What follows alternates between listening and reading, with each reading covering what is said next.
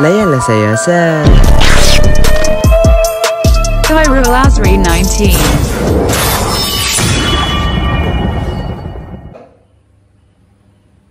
Dah. Hai guys, layanlah saya Sat. Selamat datang ke rumah bujang. Di sini adalah tempat tidur saya. Saya melukis di sini. Ini logo saya. Best. Sebab nanti ini adalah bilik saya. Tunjuk bilik.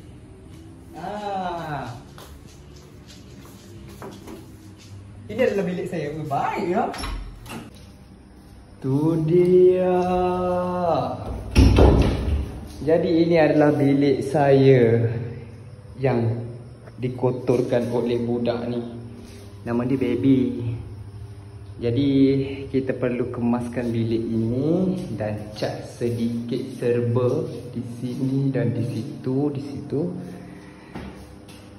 Dan bilik ini akan menjadi bilik saya dan Baby akan berada di luar. Dah keluar. Masa untuk kita tunjuk. Tiba tunjukkan. Jom.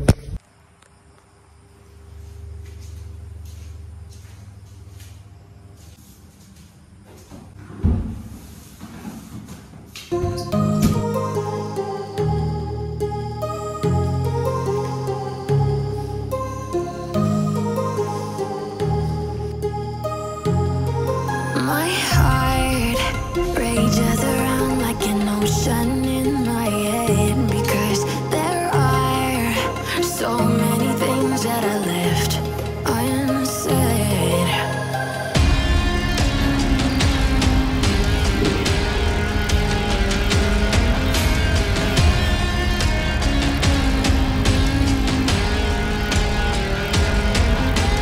I can almost feel you walking in the distance, but I know that is not reality.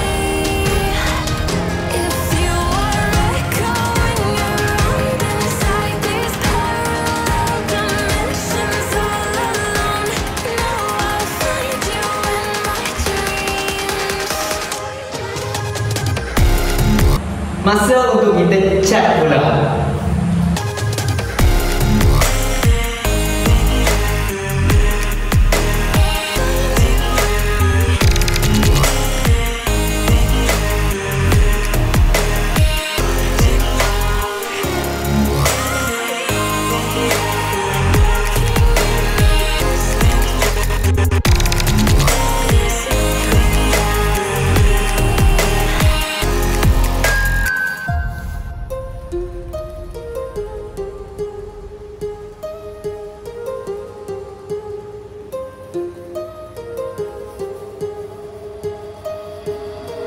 My heart. Jadi bilik saya dah siap guys. Mari sini. Nampak tak tu? Wah, inilah bilik idaman, nampak? Barulah ada seni. Inilah yang dinamakan seni. If you are echoing around inside these parallel dimensions all alone, now I'll find you in my dreams. Okey, lepas ni kita akan jumpa di episod seterusnya ya. Yasakani no Magatama.